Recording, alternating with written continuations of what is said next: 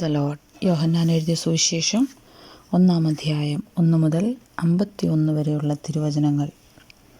ആദിയിൽ വചനമുണ്ടായിരുന്നു, വചനം ദൈവത്തോടു കൂടിയായിരുന്നു, വചനം ദൈവമായിരുന്നു. അവൻ ആദിയിൽ ദൈവത്തോടു കൂടിയായിരുന്നു. സകലവും അവൻ മുഖാന്തരം ഉളവായി. ഉളവായതൊന്നും അവനെ കൂടാതെ ഉളവായതല്ല. അവനിൽ ജീവനുണ്ടായിരുന്നു. ജീവൻ മനുഷ്യരുടെ വെളിച്ചമായിരുന്നു. വെളിച്ചം ഇരുളിൽ പ്രകാശിക്കുന്നു, ഇരുളോ അതിനെ പിടിച്ചടക്കിയില്ല. ദൈവം അയച്ചിട്ട് ഒരു മനുഷ്യൻ വന്നു, അവന് യോഹന്നാൻ എന്നു പേർ. അവൻ സാക്ഷ്യത്തിനായി താൻ മുഖാന്തരം എല്ലാവരും വിശ്വസിക്കേണ്ടതിന് വെളിച്ചത്തെക്കുറിച്ച് സാക്ഷ്യം പറവാൻ തന്നെ വന്നു. അവൻ വെളിച്ചമായിരുന്നില്ല, വെളിച്ചത്തിന് സാക്ഷ്യം പറയേണ്ടുന്നവനത്രേ.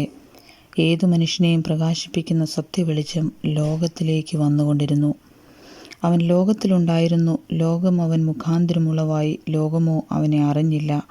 അവൻ സ്വന്തത്തിലേക്ക് വന്നു, സ്വന്തമായവരോ അവനെ കൈക്കൊണ്ടില്ല. അവനെ കൈക്കൊണ്ട് അവൻ്റെ നാമത്തിൽ വിശ്വസിക്കുന്ന ഏവർക്കും ദൈവമക്കളാകുവാൻ അവൻ അധികാരം കൊടുത്തു. അവർ രക്തത്തിൽ നിന്നല്ല, ജഡത്തിൻ്റെ ഇഷ്ടത്താലല്ല, പുരുഷൻ്റെ ഇഷ്ടത്താലുമല്ല, ദൈവത്തിൽ നിന്നത്രേ ജനിച്ചത്. വചനം ജഡമായി തീർന്നു, കൃപയും സത്യവും നിറഞ്ഞവനായി നമ്മുടെ ഇടയിൽ പാർത്തു. ഞങ്ങൾ അവൻ്റെ തേജസ് പിതാവിൽ നിന്ന് ഏകജാതനായവൻ്റെ തേജസ്സായി കണ്ടു. യോഹന്നാൻ അവനെക്കുറിച്ച് സാക്ഷീകരിച്ചു. എൻ്റെ പിന്നാലെ വരുന്നവൻ എനിക്ക് മുമ്പനായി തീർന്നു, അവൻ എനിക്ക് മുമ്പേ ഉണ്ടായിരുന്നു എന്ന് ഞാൻ പറഞ്ഞവൻ ഇവൻ തന്നെ എന്ന് വിളിച്ചു പറഞ്ഞു. അവൻ്റെ നിറവിൽ നിന്ന് നമുക്കെല്ലാവർക്കും കൃപമേൽ കൃപ ലഭിച്ചിരിക്കുന്നു. ന്യായപ്രമാണം മോശ മുഖാന്തരം ലഭിച്ചു. കൃപയും സത്യവും യേശുക്രിസ്തു മുഖാന്തരം വന്നു. ദൈവത്തെ ആരും ഒരു നാളും കണ്ടിട്ടില്ല. പിതാവിൻ്റെ മടിയിലിരിക്കുന്ന ഏകജാതനായ പുത്രൻ അവനെ വെളിപ്പെടുത്തിയിരിക്കുന്നു. നീ ആരെന്ന് യോഹന്നാനോട് ചോദിക്കേണ്ടതിന് യഹൂദന്മാർ യെരൂശലേമിൽ നിന്ന് പുരോഹിതന്മാരെയും ലേവ്യരെയും അവൻ്റെ അടുക്കൽ അയച്ചപ്പോൾ അവൻ്റെ സാക്ഷ്യം എന്തെന്നാൽ, അവൻ മറുക്കാതെ ഏറ്റുപറഞ്ഞു, ഞാൻ ക്രിസ്തുവല്ല എന്ന് ഏറ്റുപറഞ്ഞു. പിന്നെ എന്ത്, നീ ഏലിയാവോ എന്നവനോട് ചോദിച്ചതിന് അല്ല എന്ന് പറഞ്ഞു. നീ ആ പ്രവാചകനോ എന്നതിന് അല്ല എന്നവൻ ഉത്തരം പറഞ്ഞു. അവർ അവനോട്, നീ ആരാകുന്നു? ഞങ്ങളെ അയച്ചവരോട് ഉത്തരം പറയേണ്ടതിന് നീ നിന്നെക്കുറിച്ച് തന്നെ എന്തു പറയുന്നു എന്ന് ചോദിച്ചു. അതിനവൻ, യെശയ്യാപ്രവാചകൻ പറഞ്ഞതുപോലെ കർത്താവിൻ്റെ വഴി നേരെയാക്കുവീൻ എന്ന് മരുഭൂമിയിൽ വിളിച്ചു പറയുന്നവൻ്റെ ശബ്ദം ഞാൻ കേൾക്കുന്നു എന്ന് പറഞ്ഞു. അയക്കപ്പെട്ടവർ പരീശന്മാരുടെ കൂട്ടത്തിലുള്ളവരായിരുന്നു. എന്നാൽ നീ ക്രിസ്തുവല്ല, ഏലിയാവല്ല, ആ പ്രവാചകനുമല്ല എന്ന് വരികിൽ നീ സ്നാനം കഴിപ്പിക്കുന്നത് എന്ത് എന്നവർ ചോദിച്ചു. അതിന് യോഹന്നാൻ, ഞാൻ വെള്ളത്തിൽ സ്നാനം കഴിപ്പിക്കുന്നു, എന്നാൽ നിങ്ങൾ അറിയാത്തൊരുത്തൻ നിങ്ങളുടെ ഇടയിൽ നിൽക്കുന്നുണ്ട്, എൻ്റെ പിന്നാലെ വരുന്നവൻ തന്നെ. അവൻ്റെ ചെരുപ്പിൻ്റെ വാറഴിപ്പാൻ ഞാൻ യോഗ്യനല്ല എന്നുത്തരം പറഞ്ഞു. ഇത് യോർദാനക്കരെ യോഹന്നാൻ സ്നാനം കഴിപ്പിച്ചുകൊണ്ടിരുന്ന ബെഥാന്യയിൽ സംഭവിച്ചു. പിറ്റന്നാൾ യേശു തൻ്റെ അടുക്കൽ വന്നത് അവൻ കണ്ടിട്ട്, ഇതാ ലോകത്തിൻ്റെ പാപം ചുമക്കുന്ന ദൈവത്തിൻ്റെ കുഞ്ഞാട്.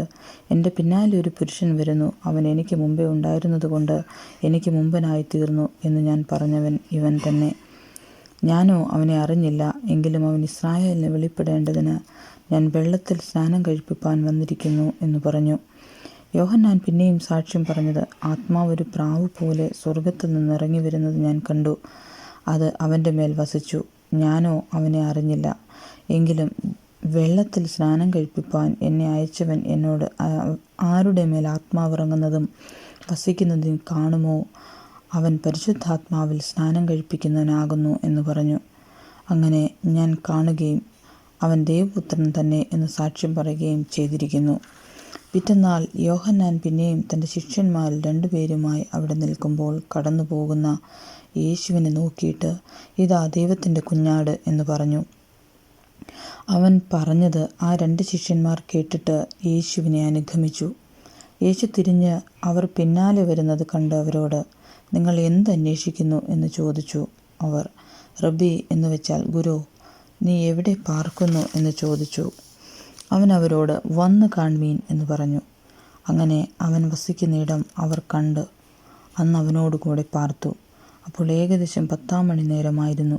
യോഹന്നാൻ പറഞ്ഞത് കേട്ട് അവനെ അനുഗമിച്ച 2 പേരിൽ ഒരുത്തൻ ശീമോൻ പത്രോസിൻ്റെ സഹോദരനായ അന്ത്രയോസ് ആയിരുന്നു.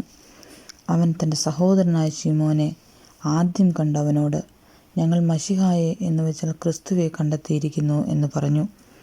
അവനെ യേശുവിൻ്റെ അടുക്കൽ കൊണ്ടുവന്നു. യേശു അവനെ നോക്കി, നീ യോഹന്നാൻ്റെ പുത്രനായ ശീമോനാകുന്നു, നിനക്ക് കേഫ എന്നു പേരാകും എന്ന് പറഞ്ഞു. അത് പത്രോസ് എന്നാകുന്നു.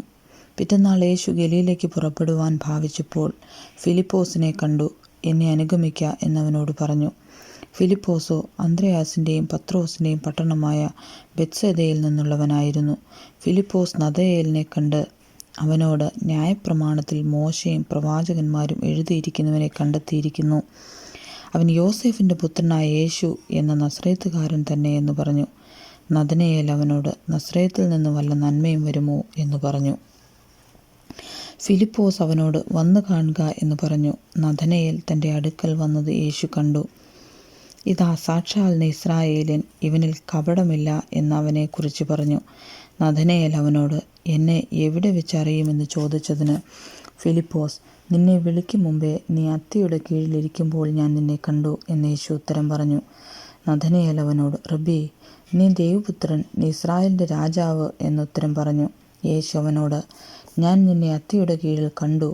നിന്നോട് പറക കൊണ്ട് നീ വിശ്വസിക്കുന്നുവോ? നീ അതിനേക്കാൾ വലിയത് കാണും എന്ന് ഉത്തരം പറഞ്ഞു. ആമേൻ ആമേൻ, ഞാൻ നിങ്ങളോട് പറയുന്നു, സ്വർഗം തുറന്നിരിക്കുന്നതും മനുഷ്യപുത്രൻ്റെ അടുക്കൽ ദൈവദൂതന്മാർ കയറുകയും ഇറങ്ങുകയും ചെയ്യുന്നതും നിങ്ങൾ കാണും എന്ന് ഞാൻ അവനോട് പറഞ്ഞു. ആമേൻ.